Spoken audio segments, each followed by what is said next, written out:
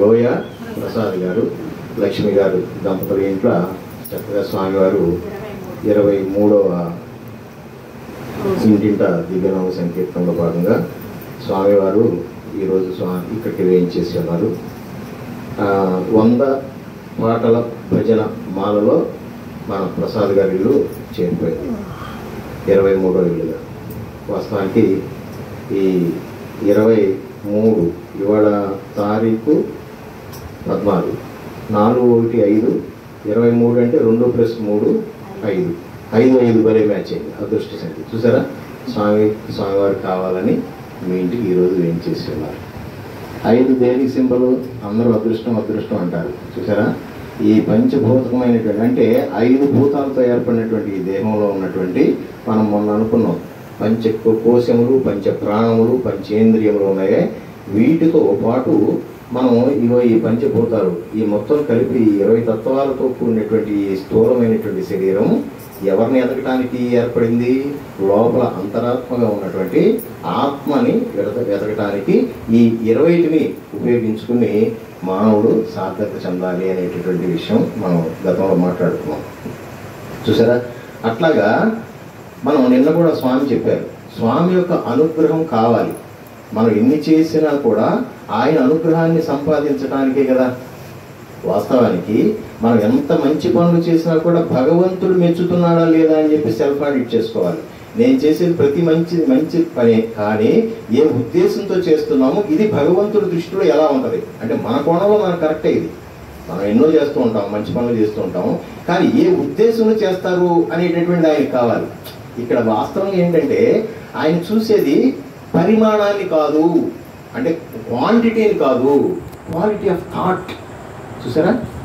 మనం ఎవరండి చేయటానికి?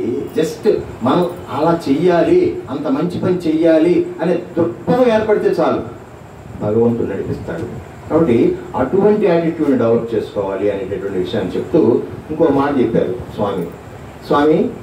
ఏంటి నిన్న ధర్మరాజు గారు అడుగుతారు, ఏంటి స్వామి మీరు ధ్యానంలో కూర్చుని అదే పనిగా కన్నీరు కారుస్తున్నారు అని అంటే శ్రీకృష్ణ భగవానుడు అంటాడు, అవునయ్యా నేను ధ్యానంలో కూర్చుని నేను భీష్ముడు వారిని ధ్యానిస్తున్నాను.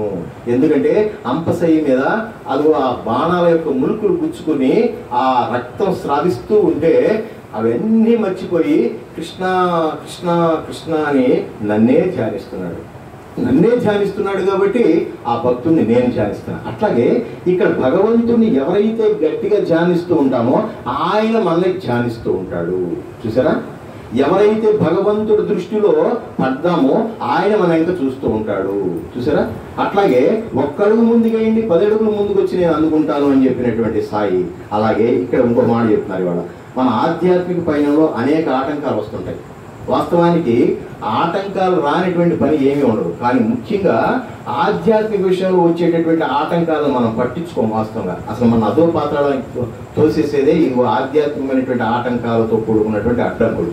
ఒకవేళ ఏదైనా మనం మామూలుగా లౌకిక వ్యవహారాల్లో ఏదైనా పని జరగలేదనుకోండి, ఇవాళ కాదు రేపు చేస్తాం, రేపు కాదు ఎల్లుండి చేస్తాం, అవసరం ఎల్లుండి చేస్తాం, లేదు ఆ పని జరగకపోతే అప్పుడే పోని అనుకుంటాం. కానీ ఆధ్యాత్మిక విషయంలో వచ్చేటటువంటి అడ్డంకులకు కనుక నువ్వు తల ఉంచావా ఫినిష్, నీ జన్మలు ఇంకా వెనక్కి వెళ్ళిపోతాయి. నువ్వు మామూలుగా ఇంకో 10 జన్మల్లో నీకు మోసం వచ్చే పరిస్థితి ఉంటే మెట్టు డామంట్ జారిపోయి 100 జన్మల్లో పడిపోతాం. ఈ విషయం మనకు తెలియట్లా. ఆధ్యాత్మిక సాధనలో మనం అడ్డంకుల్ని వస్తూ ఉంటాయి, మనమే సృష్టించుకోం వాస్తవంగా, కానీ మనకి ఏదో రూపంలో అడ్డంకులు వస్తాయి. ఇవాళ మనం భజన పెట్టుకుందాం అనుకున్నాం, ఏముందలే భజన ఏముందలే తర్వాత అయినా పెట్టుకోవచ్చులే అంటారు. లేకపోతే వెళ్తామని గుడికి వెళ్దాం, ఏదైనా మంచి కాలక్షేపం చక్కగా ఏదో పురాణ కాలక్షేపం ఏముందని టీవీలో వస్తుంది. ఇట్లా రకరకాలుగా మనసు చంచలం అయిపోయి భగవంతుడి వైపు తిరగదన్నమాట. అట్లాగా మన ఆధ్యాత్మిక పైన అనేక ఆటంకాలు వస్తాయి బంగారు, వాటిని అధిగమించినటువంటి వాడే సాధకుడు అనేటటువంటి విషయాన్ని స్వామివారు చెప్తున్నారు. ఉదాహరణ, ఒక నది సముద్రంలో కలవాలి అంటే, ఉదాహరణ కృష్ణానది ఎక్కడ పుట్టింది? అక్కడ కూడా మహారాష్ట్రలో ఏదో ప్రాంతంలో పుట్టింది కదా. అక్కడి నుంచి ఎన్ని అడ్డంకులు వచ్చినా కూడా, ఎన్ని కొండలున్నా కూడా, ఎన్ని పుట్టలున్నా కూడా, ఎన్ని మెట్టలున్నా కూడా, ఎన్ని పల్లాలున్నా, ఎన్ని వంపులున్నా దాని ప్రవాహంలో మాత్రం ఎటువంటి తేడా లేకోకుండా ఇవాళ కాబట్టి రేపైనా సరే దాన్ని దాటుకుంటూ వచ్చి సముద్రంలో వచ్చేస్తుంది.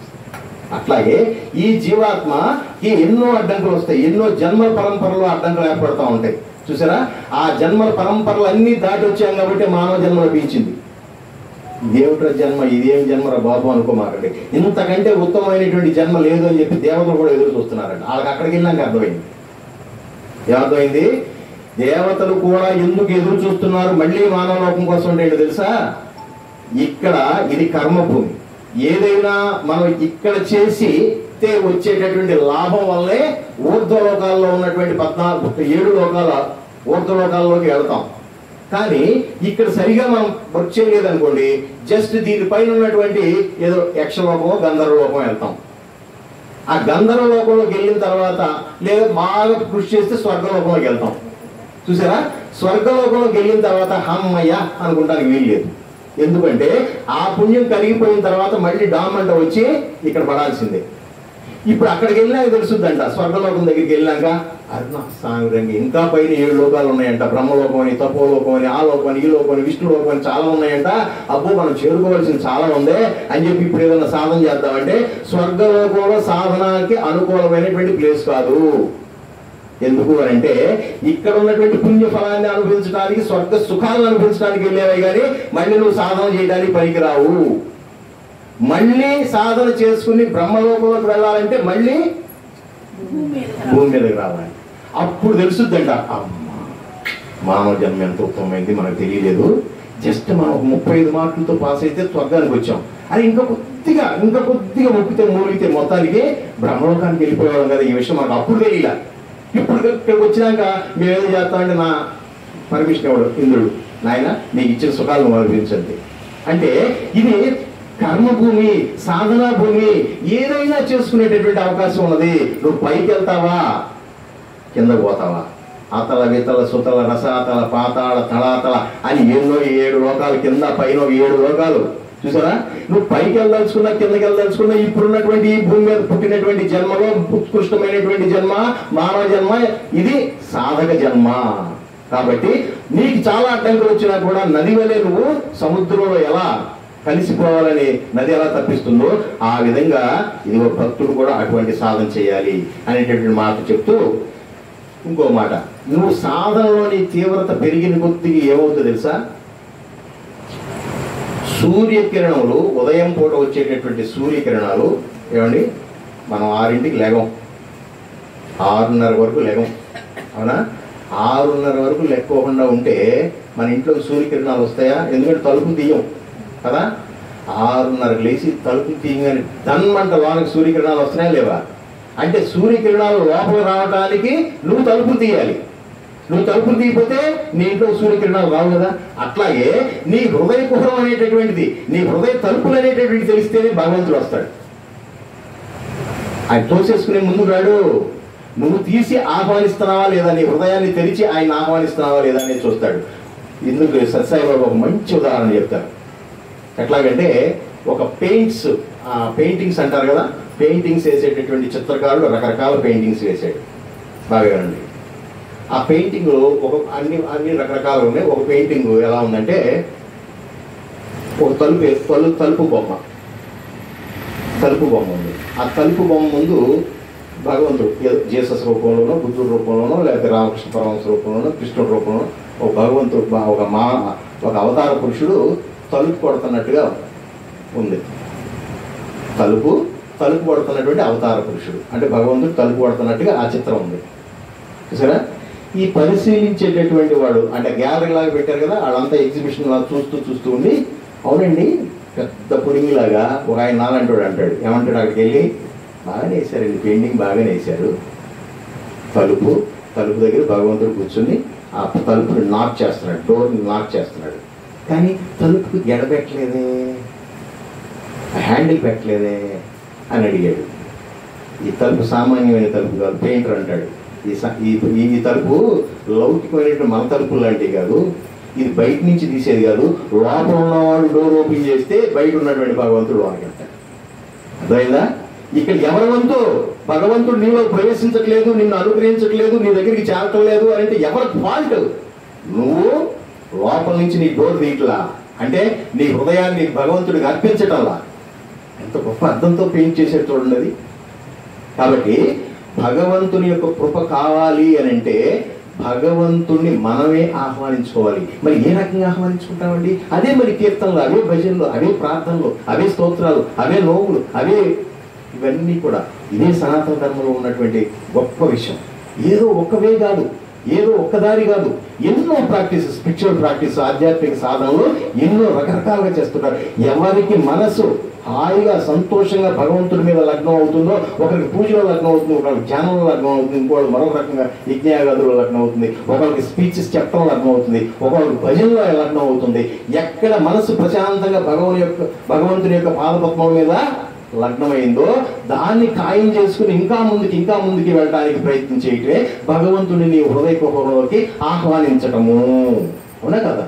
కాబట్టి దీనికోసం వచ్చేటటువంటి అడ్డంకులు కూడా ఏది కూడా పట్టించుకోమాకండి బంగారు, ముందుకు నడవండి అని చెప్తూ ఇంకొక మాట ముగించేద్దాం. ఒక పర్యాయం స్వామిలు అన్నారు. ఆయన అంటాడు, స్వామి, ఎవరైతే నా కోసం ఎదురు చూస్తూ ఉంటారో, ఎవరైతే నా కోసం ఎదురు చూస్తూ ఉంటారో వారిపైనే నా చూపులు ఉంటాయి. అంతే కదండి, మనం కూడా లౌకిక జీవితం అంతే కదా. మన కోసం పాపం ఆయన వెయిటింగ్లో ఉన్నాడు రా అంటే అమ్మో ఆయన దగ్గరికి వెళ్ళాలి, మనం ఆయన కలవాలి, పాపం మొన్న కూడా మిస్ అయ్యాము, ఆయన నా కోసం ఎదురు చూశాడంట, చూసి వెళ్ళిపోయాడంట అనేటప్పుడు మనకేమనిపిస్తుంది? అట్లాగే భగవంతుడు, నువ్వు భగవంతుడి కోసం నువ్వు కనుక ఆరాటపడుతూ ఉంటే భగవంతుడు నీ కోసం ఆరాటపడతాడు అనేటటువంటి విషయాన్ని చెప్తూ ఇక్కడ ఇంకొక మాట అంటున్నారు. షిరిడి సాయి అవతారంలో స్వామి అంటున్నారు, పూర్వావతారం అయినటువంటి షిరిడి సాయి అవతారంలో ఎవరైతే నా కోసం ఎదురు చూస్తుంటారో నేను వారిని చూస్తూ ఉంటాను, అంటే వారిని కాపాడుకుంటూ ఉంటాను. షిరిడి సాయిబాబా కూడా ఆ రోజులు అన్నారన్నమాట, నీవు నా వైపు చూస్తే నేను నీ వైపు చూస్తా, look at me, I will look at you. ఆయన అన్నమాట, నా వైపు చూడండి, నేను మీ వైపు చూస్తా. చూసారా? అంటే చూడటం అంటే ఏంటంటే స్పెషల్ చూపు. ఇప్పుడు మామూలుగా అందరినీ ఒకసారి ఇలా చూడటం వేరు, స్పెషల్గా మీరు నాకు తెలిసిన వాళ్ళు అనుకోండి, మీరు నాతో మాట్లాడారు గతంలో, నేను రాగానే మీరు సంతోషపడ్డారు అని అంటే నా కాన్సన్ట్రేషన్ అంతా మీ మీద ఉంటుందా లేదా? ఒక చూపు అందరి మీద పడద్దు కానీ స్పెషల్ చూపు మీద ఉంటుందా? అట్లాగే భగవంతుడి యొక్క స్పెషల్ చూపు మన మీద పడాలి అని అంటే భగవంతుడి పట్ల ఆర్తిగా ఉండాలి అనేటటువంటి విషయాన్ని చెప్తూ, మనలో నిజమైన ఆర్తి ఉంటే మనం స్వామివారి సామీప్య సాన్నిధ్యం పొందగలము అనేటటువంటి విషయాన్ని చక్కగా స్వామి మనకి చెప్తూ ఉన్నారు. కాబట్టి ఇక్కడ త్రయీ బృందావనం అని చెప్పేసి బెంగళూరులో స్వామివారి ఆశ్రమం ఒకటి ఉంది. స్వామివారికి పుట్టపర్తిలోనే కాక అక్కడ ఒక ఆశ్రమం ఉంది. ఆ ఆశ్రమంలో కూడా పిల్లలు చదువుకుంటూ ఉంటారు, ఫ్రీ ఎడ్యుకేషన్. ఆ పిల్లలు ఎంతో భక్తిపరులు, స్వామి అంటే ఎంతో భక్తిపరులు. కొత్తగా జాయిన్ అయినటువంటి ఒక కుర్రవాడు, అయితే అంతకుముందు 3-4 సంవత్సరాల నుంచి చదువుతున్నటువంటి పిల్లలు కొంతమంది ఇట్లా ఉన్నారు. స్వామి పట్ల బాగా ఆకర్షితుడయ్యాడు, కొత్తగా స్కూల్లో జాయిన్ అయ్యాడు, స్వామి గురించి వింటున్నాడు. స్వామి అంటే విపరీతమైనటువంటి భక్తి ఏర్పడింది.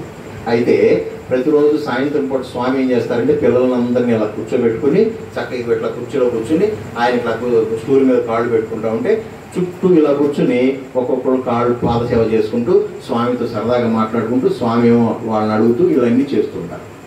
ఈ కుర్రాడు కొత్తగా వచ్చాడు. చూసారా? పాత స్టూడెంట్స్ ఉంటారే వాళ్ళంతా సీనియర్స్ కదా, సీనియర్స్దే హవా ఎప్పుడు ఉంటుంది, అవునా కదా? ఎక్కడైనా అంతే, ఏ ఫీల్డ్లో అయినా అంతే. సీనియర్స్ ఏం చేస్తారు, వెనకాల అంటారు, అవునా కదా? ఎందుకు? వీళ్ళు ముందుకు వచ్చి కూర్చుని ఆ సేవలు ఏదో ఈడు చేసుకుందాం. జనరల్గా ఇది అన్ని చోట్ల జరిగేది, దేవుడి దగ్గర కూడా ఎక్సెప్షన్ కాదు. ఇక్కడ కూడా తోపులాట మామూలే. తోపులాట లేకపోతే మన వెంకటేశ్వర గుడి దగ్గర అంతమంది ఎందుకు చేసిపోతారు? తిరుపతిలో ఎవరికంటే ముందు వెళ్ళిపోవాలి సేవ చేసేవాళ్ళని కదా, ఆ టైప్లో ఉంటారు కదా. అట్లాగే ఈ కుర్రాడు ఏం చేశారు పాపం, రోజు వస్తున్నాడు, ముందు కూర్చోవాలి, స్వామి దగ్గర కూర్చోవాలి, స్వామిని పాదసేవ చేసుకోవాలని ఆర్తిగా ఉన్నాడు. సరే, ఇంకా స్వామి రాలా. ఈ వచ్చి కూర్చుంటేనే ప్రతి ఒడు లేపేసి వెనక కూర్చో, నువ్వే వేయరు, ఫస్ట్ వెనక కూర్చో. ఇది మాస్టర్ కూడా చెప్పాడు ఆ రోజు. మళ్ళీ బాధపడుతూ వెళ్ళి ఆ గేట్ దగ్గర కూర్చున్నాడు స్వామి. ఈ కుర్రాడు కూర్చుంటే చూడండి, భగవంతుడు గమనిస్తాడు, మనం గమనిస్తామా? చూసారా? అరే లోపల మొదలు పడిపోతున్నాడు. అరే నేను జాయిన్ అయ్యి 2 నెలలైంది 3 నెలలైంది, కనీసం రూమ్లోకి అయితే ఇంటర్వ్యూ రూమ్లోకి కనీసం పాదసేవ చేసుకుని చూడట్లేదు. ఏంటి ఈ సీనియర్ స్టూడెంట్స్ ఏంటి నాకు అవకాశం ఇవ్వట్లేదు, ఏంటి స్వామి అని చెప్పేసి బాగా మొదలు పడిపోతున్నాడు. సరే, ఈసారి ఇటు నుంచి వచ్చేటటువంటి స్వామి ఎక్కడైతే డోర్ దగ్గర కూర్చున్నాడో ఆ డోర్ నుంచి వచ్చాడు. వచ్చి బంగారు పాదసేవ చేసుకో. ఆశ్చర్యం వేసి అదిరిపోయారు అందరూ. ఈ మాస్టర్ ఎవరైతే వెనకాల కూర్చోబెట్టాడో ఆయన కూడా ఆశ్చర్యంగా చూస్తున్నాడు. ఇటు నుంచి వస్తారేమో అని చెప్పి స్వామి ఇటు నుంచి వస్తున్నారు. కానీ ఆ కుర్రాడు ఎక్కడ కూర్చున్నాడు? ఆ డోర్లో నుంచి, అటు వెనక డోర్లో నుంచి వచ్చారు. వచ్చి పద నువ్వు ముందు పద అని చెప్పి చేయవచ్చుకుని తీసుకొచ్చాడు, కూర్చోబెట్టి ఆయన. అట్లాగా మనలో ఉన్నటువంటి ఆర్తిని గమనిస్తాడు. సరే, అటువంటి ఆర్తితో భగవంతుని మీరు ధ్యానం చేస్తున్నారు. ఇవాళ మీ ఇంట్లో జరిగిన భజన అత్యద్భుతంగా జరిగింది, చాలా బాగా జరిగింది. ఇట్లాగే స్వామివారిని వదలకోకుండా స్వామివారి సేవలో పాల్పంచుకుంటూ గుడివాడ సత్యసాయి సేవా సమితి భగవంతుడి యొక్క నిలయం ఉన్నది ఆంధ్ర నలంద స్కూల్ దగ్గర. అక్కడ గురువారం ఆదివారం భజనలు జరుగుతాయి, సేవా కార్యక్రమాలు జరుగుతుంటాయి. మీకు ఏదైనా జరిగినప్పుడు అదిగో దేవి గారు మీకు ఇన్ఫార్మ్ చేస్తుంటారు. మీరు వచ్చి స్వామిని సేవించండి. స్వామిని సేవిస్తే మనకి కావలసినటువంటివన్నీ ఆయన చూసుకుంటాడు. కాబట్టి ఏదో వచ్చారు పోయారు, ఏదో మనం చేయించుకున్నాం అయిపోయింది కదా అని కాకుండా స్వామి మిమ్మల్ని పట్టుకుంటేనే ఇక్కడికి వస్తారు, లేకపోతే రాదు. స్వామి మిమ్మల్ని పట్టుకున్నారు కాబట్టి మీరు స్వామిని వదలకూడదు. కాబట్టి నవంబర్ 23వ తారీఖున జరిగేటటువంటి స్వామివారి పుట్టినరోజు ఆ కార్యక్రమానికి మీరు సత్యసాయి సేవా మందిరంలో అంగరంగ వైభవంగా కార్యక్రమాలు ఉంటాయి. అట్లాగే ఏ సేవా కార్యక్రమం ఉన్నా వారి ద్వారా మీరు తెలుసుకోండి. తెలుసుకుని వచ్చి ఆ స్వామివారి యొక్క సేవలో మనం ధరిద్దాం.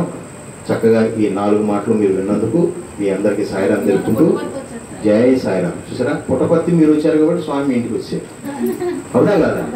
మీరు ఒక అడుగు ముందుకు వేస్తే స్వామి 4 అడుగులు ముందు వేసుకొని వచ్చారు. చూసారా, అది కాబట్టి